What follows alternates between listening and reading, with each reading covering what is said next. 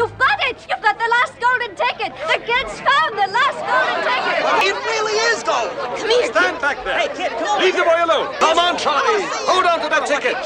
Run for it, Charlie! Run straight home and don't stop till you get there! For generations, chocolate factories have been places of excitement, sweet memories, and childhood wonder. You must have watched this movie countless times. You remember the chocolate river, the golden tickets, the little orange men singing after every disaster. You thought you understood it. Everyone did for 54 years. But recently, one detail hiding in plain sight was finally pulled apart, and it reframes every scene from the first minute to the last. Once you see it, you will never watch this movie the same way again. The title they changed and the lie it told. When Roald Dahl published Charlie and the Chocolate Factory in 1964, the story belonged to Charlie. Everything was seen through the eyes of a freezing little boy who shared a bed with 4 grandparents, walked snowy streets delivering newspapers, and somehow held on to his kindness, despite having almost nothing. His goodness was the heart of the story, and readers quietly believed that in the end, goodness would be enough. Then the film arrived in 1971, and something subtle but powerful changed. Charlie was no longer at the center. The title changed from Charlie and the Chocolate Factory to Willy Wonka and the Chocolate Factory. It sounded like a small commercial decision, but it quietly changed the way audiences experienced every scene that followed. And for decades, nobody thought to ask why. Most people assumed it was a creative choice. Maybe the filmmakers thought Wonka was a catchier name. Maybe they wanted to spotlight Gene Wilder. But the actual reason had nothing to do with art, and it had nothing to do with storytelling. The title was changed because a cereal company paid for it. The Quaker Oats Company, a corporation that had never financed a single motion picture in its entire history, put up $3 million to fund the film. Not because they loved Roald Dahl, not because they cared about children's cinema. They were launching a new candy line, and they needed the word Wonka burned into the minds of every child in America before the chocolate bars hit store shelves. Producer David L. Wolper had spent years trying to get the film made, and no studio in Hollywood would touch it. The script sat dead in a drawer until Wolper ran into an advertising executive from Quaker Oats who was desperate for a promotional vehicle. The deal was simple. Quaker would pay for the entire movie, and in exchange, they would own the rights to sell candy under the Wonka name. So the title was rewritten. Charlie's name was pulled off the door and replaced with the name of a product that did not yet exist. And then something happened that nobody at Quaker Oats could have predicted. The Wonka bars failed. The chocolate had a catastrophic formulation problem that engineers could not solve in time. The bars melted even when stored properly, turning soft and unsellable in normal retail conditions, and Quaker was forced into an almost immediate recall. The brand launched on the 17th of May, 1971, roughly 6 weeks before the film hit theaters. And by the time audiences were watching Charlie unwrap his golden ticket on screen, the real Wonka bars had already been pulled from shelves. The product the entire film was designed to sell never survived long enough for a single child to buy one. The movie itself underperformed at the box office, earning roughly $4 million against its $3 million budget. Critics gave mixed reviews. The New York Times dismissed it as tedious and stagey. Quaker eventually sold the candy brand and then sold the film rights to Warner Brothers. A movie built as a feature-length commercial was abandoned by the very corporation that created it. But the film refused to die. Throughout the 1980s, repeat television airings introduced it to a generation of children who had never heard of Quaker Oats and had no idea a Wonka bar was supposed to exist. Home video turned it into one of the most rewatched family films of the 20th century. And with every passing decade, its audience grew. Not because of candy, because there was something inside the story that people could feel, but could never quite name. And that is exactly where the real discovery begins. Because the commercial title change, the one driven entirely by a cereal company's marketing budget, accidentally did something Doll's original title never could. It pointed the audience at the wrong character. It told everyone to watch the man in the top hat, instead of the boy with the golden ticket. And the moment you shift your attention from Charlie to Wonka, a completely different film appears underneath, the one you thought you knew. The question was never whether the good boy would win. You knew that answer when you were 9 years old. The question that nobody was asking, the one the film was quietly built around, was about the man running the factory. Who he really was. What he was actually doing inside those walls. And why everything about his behavior, from his very first step through those gates, was designed to make you unsure whether you could trust a single word he said. The entrance. Nobody was supposed to trust. Gene Wilder was not the first actor considered for Willy Wonka. Joel Grey was in the running, but was deemed not physically commanding enough. Doll himself wanted British comedian Spike Milligan, whose chaotic energy matched the dangerous eccentricity Doll had written into the character. Ron Moody turned the role down. John Pertwee could not accept because he was locked into filming Doctor Who. Wilder only came to the attention of the producers after they watched him in a comedy called Start the Revolution Without Me. And something about his particular brand of charm unsettled them in exactly the right way. Director Mel Stewart auditioned Wilder and became so certain he had found his Wonka that he chased the actor down a hallway, cut him off at an elevator, grabbed his arm, and told him on the spot that he was doing the picture.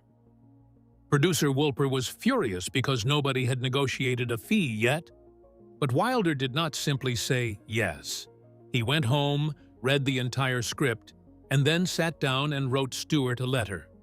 In it, he laid out a single condition, and he made it absolutely clear that this condition was not negotiable. If it was not met, he would walk away from the project entirely. He wanted to control his very first entrance in the film. He described exactly what he intended to do. He would walk out of the factory door, leaning on a cane, limping badly, looking old and frail. The crowd would go quiet. His cane would catch in the cobblestones and stand upright on its own. Wonka would keep walking, realize the cane was gone, begin to pitch forward toward the ground, and at the last possible moment execute a perfect forward somersault, springing back to his feet with a grin. When Stewart asked him why this mattered so much, Wilder gave a reason that became the key to understanding the entire film. He said that from that moment on, no one, not the children, not the audience in the theater, would ever know whether Wonka was lying or telling the truth. And he told Stewart plainly that if he could not do that entrance, he would not make the movie at all. Every soft warning Wonka gives, every quiet, "No, stop, don't," he murmurs, while a child reaches for something forbidden. Every sad little smile as a disaster unfolds. You cannot tell if any of it is real. You cannot tell if he means it. And that uncertainty is not a bug in the performance. It is the entire architecture of the character, engineered by Wilder before he ever set foot on a soundstage in Munich. The child actors felt it every day of filming. Peter Ostrom, who played Charlie, said he never knew what Wilder was going to do next. Wilder was given complete freedom to improvise, and he used it to keep the entire cast in a state of permanent unease. During lunch breaks, he would sit with Ostrom and share a chocolate bar, gentle and warm, almost fatherly. Then he would walk on set and become someone none of them could read. And the very first thing this unreadable man does, once all 5 children step inside the factory, is hand them a document that changes everything. The contract and the rooms that were built to break them. A massive scroll of tiny, unreadable print unrolls across the factory floor. Every child and every guardian does the same thing with it. They squint, they shrug, and they sign without reading a word. As a child, that scene plays as a throwaway gag. The fine print joke. You laugh and you move on. But watching it as an adult stops the laughter cold. Because what has actually happened is that 5 people have agreed to a set of rules they never bothered to understand, inside the private property of a man they already know they cannot trust. From that signature forward, something shifts. Wonka does not explain the contract. He does not push anyone to sign faster. He simply watches, and he quietly files it away. And from that moment, he is not giving a tour. He is conducting an examination. He is observing which of these 5 people will respect the rules they signed without reading. And here is where the design of the factory itself becomes impossible to dismiss as coincidence. The rooms are not attractions. They are traps, and each one is tailored with surgical precision to the specific weakness of the specific child who fails in it. The chocolate room, with its river and edible meadow, sits directly in front of Augustus Gloop, the boy who cannot stop eating. Augustus leans out, drinks from the river, and falls in. The inventing room, with its experimental 3-course dinner gum, is placed before Violet Beauregard, the girl obsessed with chewing. The golden egg room catches Veruca Salt, the girl who demands ownership of everything she sees. The television room, with its shrinking technology, ensnares Mike TV, the boy who cannot look away from a screen. 4 rooms, 4 children, 4 failures, each one falling to the exact temptation that was built for them and nobody else. You could call that coincidence once, maybe twice. But 4 times in a row makes it a pattern. And patterns do not appear by accident inside a factory run by a man who controls every ingredient, every machine, and every door. This is a building where the chocolate river is maintained at exactly the right temperature by an underground waterfall. You cannot look at that level of control and then argue that the rooms were arranged randomly. They were not. They were positioned in an order that guaranteed each child would meet the one thing they could not resist. Now line the 5 children up one more time and look at them not as characters but as concepts. Augustus is gluttony. Violet is obsession. Veruca is entitlement. Mike is the passive surrender to screens, which felt like a joke in 1971, but today reads like a prophecy about every child you have ever seen locked onto a phone at a dinner table. And Charlie is temptation, the good kid who can still be pulled in the wrong direction. 5 human weaknesses wearing children's faces scattered across the planet, and every single golden ticket lands in the exact hands it was designed for. That is not luck. That is selection. Wonka did not find 5 winners. He assembled a cast. Why the most powerful man in the building never lifted a hand. Go back to the chocolate room. Augustus is at the river, drinking. Wonka sees him. Watch his face. Barely a flicker. He murmurs a flat, hollow warning. No. Stop. Don't. And then he stands there. He does nothing. Augustus falls in, gets sucked up a pipe, and disappears. Now, the gum. Wonka tells Violet not to chew it. She does. He watches her body swell and change color. He does not lunge forward. He does not pull it from her mouth. He lets it happen. Veruca on the golden eggs. Mike at the television machine. Every single time, one word from Wonka delivered with actual force could stop the disaster. And every single time, he chooses silence.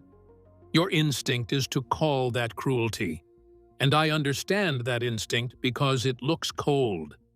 But the logic underneath it is airtight, and it explains why the factory works the way it does. A test only means something if you are free to fail. If Wonka locked every door and removed every temptation, nobody would be tested at all. They would be tourists. The entire point of every room is the choice. He places the temptation down, says no, and then steps back to watch who these people actually are when nobody is forcing them to behave. And Gene Wilder understood this at a level that went beyond the screenplay. The child actors were never told what he would do in any given scene. During the tunnel sequence, when the boat speeds through darkness and disturbing images flash across the walls, Wilder began reciting a poem that escalated from whimsy into something genuinely threatening. Berenice Nickerson, who played Violet, later said her jaw dropped and never came back up. She said it was not in the script and she was completely speechless. She thought nobody would come to see the movie because Wonka was, in her words, a nut job. Peter Ostrom and Jack Albertson were equally shaken. Julie Dawn Cole, who played Veruca, said they never quite knew what they were going to get from Wilder, and they certainly did not see the boat scene coming. Director Eli Roth once described the tunnel scene as the exact moment the movie takes a turn. He said, "You are no longer children on a whimsical adventure. You are now the prisoners of a madman." And the reason that description lands so hard is because it is precisely what the scene was designed to make you feel. Not entertained, not charmed, trapped. The same way the characters on that boat feel trapped, and the same way every person watching at home feels their stomach tighten even though they know it is a children's movie. That tension is not accidental. It was built into the scene the way a screw is built into a lock. Wonka is perfectly calm, while everyone around him panics. He has always been calm. He has always been in control. The terror you feel watching that tunnel is not an accident or a directorial miscalculation. It is the emotional experience of being inside a test you did not know you were taking, run by a man whose motives you cannot read, in a place you cannot leave. Then comes the part most people resist, because Charlie Bucket is supposed to be the hero who never puts a foot wrong. But the film itself tells a different story. Charlie failed too. Charlie and Grandpa Joe sneak away from the tour, find the forbidden bottles, drink them, and float up toward a spinning fan blade that nearly kills them. Charlie broke the same rule every other child broke. He touched something he was told not to touch. He did it secretly. He hid it. And in doing so, he violated the contract he signed at the door. That is why the ending makes so much more sense than most people realize. Wonka turns on Charlie in his office and tells him he has won nothing at all. He quotes the contract. The violation is clear. The prize is void. Grandpa Joe shakes with rage and threatens to sell the everlasting gobstopper to Slugworth in revenge. And in that moment, every reason in the world exists for Charlie to keep the gobstopper, hand it over, and walk away with the money. But look at what the gobstopper actually is, because this is the detail that changes the entire ending. Every other candy in the factory is designed to be consumed. The chocolate river exists to be drunk. The gum exists to be chewed. The wallpaper exists to be licked. Everything inside those walls tests whether a child can resist devouring something. But the everlasting gobstopper is the one sweet in the entire building that is never meant to be eaten. It lasts forever. It is designed to be kept, not consumed. It is restraint in the shape of a candy. Nobody is forcing Charlie to give it back. Wonka is not even looking at him. The room is silent, and Charlie slides it across the desk. He gives up the one temptation that was designed to be held on to freely, at a moment when failing would have been effortless, and no one would ever have known. And then Wonka's anger disappears. He tells Charlie he passed, and he reveals something that recasts every sinister encounter in the film. Slugworth, the man who cornered every child with a whispered deal, is not a rival candy maker at all. His real name is Mr. Wilkinson. He works for Wonka. The entire Slugworth subplot was another manufactured layer of the test, a temptation Wonka himself designed to see which child would resist betrayal when offered everything they wanted. And there is something about the boy who played Charlie that makes this whole story feel almost too perfectly constructed to be real. Because Peter Ostrom, the child who acted out the moment of giving the gobstopper back, went on to live that same principle in his actual life. After filming Wrapped, Paramount offered 12-year-old Peter Ostrom a 3-picture deal. Hollywood was handing him the real version of a golden ticket. He turned it down. He went home to Ohio, worked in his family's horse stable, fell in love with animals, earned his doctorate in veterinary medicine from Cornell, and spent nearly 4 decades treating dairy cattle and horses in upstate New York. He retired in 2023. When Gene Wilder died in 2016, Ostrom said it felt like losing a parent. During filming in Munich, Wilder had shared a chocolate bar with the boy every single day at lunch. The man who played the most unreadable character in cinema history was, off-camera, exactly the kind of person Wonka's test was designed to find. The verdict they sang out loud. 5 times. In ancient Greek theater, playwrights used a device called a chorus. A group of performers who stepped forward after each critical event, not to advance the plot, but to explain to the audience exactly what had just happened and why. They were not characters in the story. They were narrators of moral meaning. The Oompa Loompas function identically, and the fact that most audiences dismiss them as comic relief is proof of how well the disguise works. They never appear at random. They arrive the exact second a child falls. Augustus up the pipe.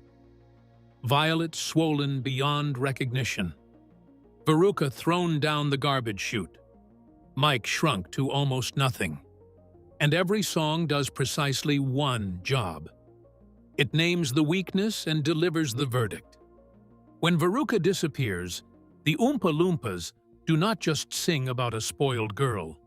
They turn directly to the question of blame. Who do you blame when your kid is a brat, pampered and spoiled like a Siamese cat? Blaming the kids is a lie and a shame. You know exactly who is to blame: the mother and the father. That is not a children's lyric. That is an indictment delivered in a melody catchy enough that children sing along without understanding what they are repeating. And notice who never looks surprised while they sing. Wonka. He watches these performances with the same calm he carries through every disaster, because he built the stage for them. He knew the songs would come because he knew the failures would come. The movie told us the answer to its own central mystery 5 separate times, out loud, in musical form, and not a single one of us caught it. We were too busy laughing at the costumes and the choreography to realize that the little orange men were delivering closing statements with the precision of a courtroom. Every song named the sin. Every song delivered the sentence. And every song played while Wonka stood perfectly still, unsurprised, because the verdict had been written long before the crime. Behind this layer, director Mel Stewart built something even sneakier. A second film, playing simultaneously, aimed entirely at the adults sitting beside their children.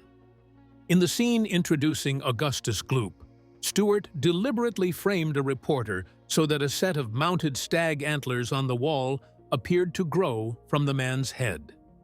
That is an old European visual joke about a man whose wife has been unfaithful, a wink so specifically adult that no child could possibly catch it. Stewart later admitted he staged it intentionally. Almost nobody noticed it for decades. Sweet fantasy on the surface for children.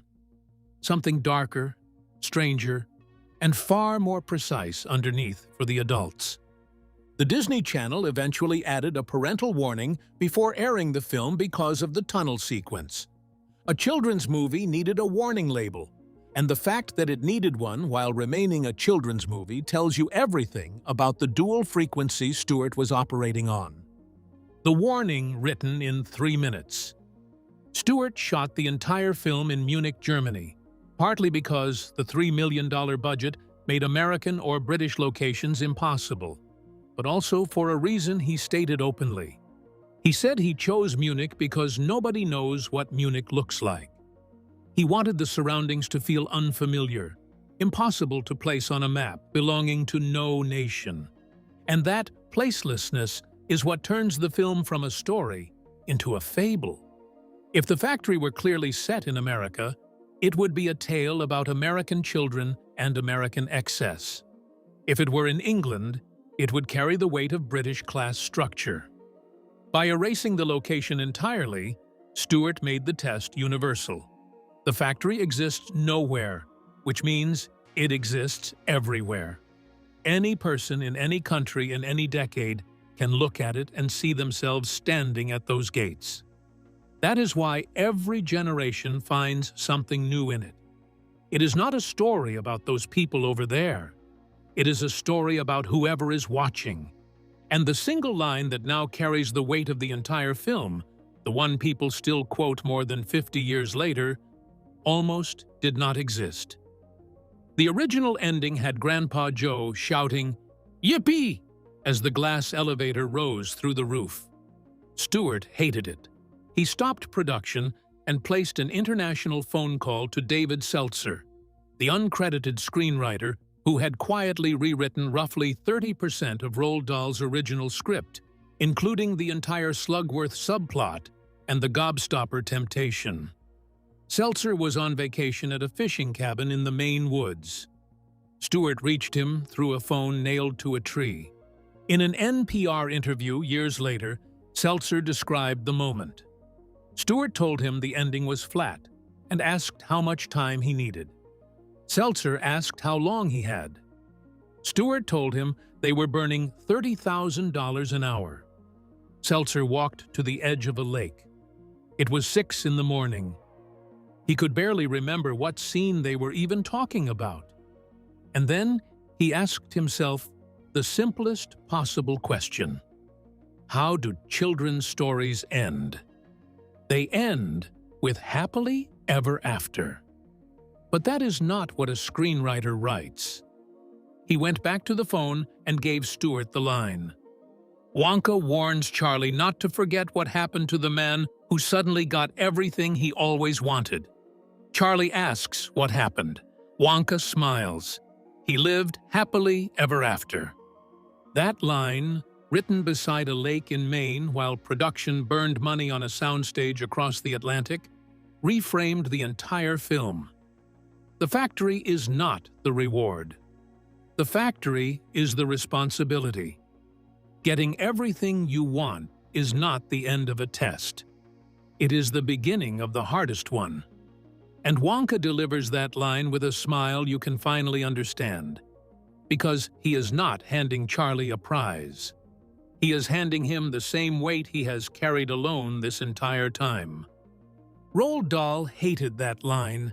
He hated the Slugworth subplot. He hated the songs, calling them sappy and overly sentimental. He wanted Spike Milligan in the lead, not Gene Wilder, whom he called pretentious. His biographer Donald Sturrock said Dahl felt there was something wrong with Wonka's soul in the movie, that it just was not how he had heard the lines being spoken. Dahl disowned the film.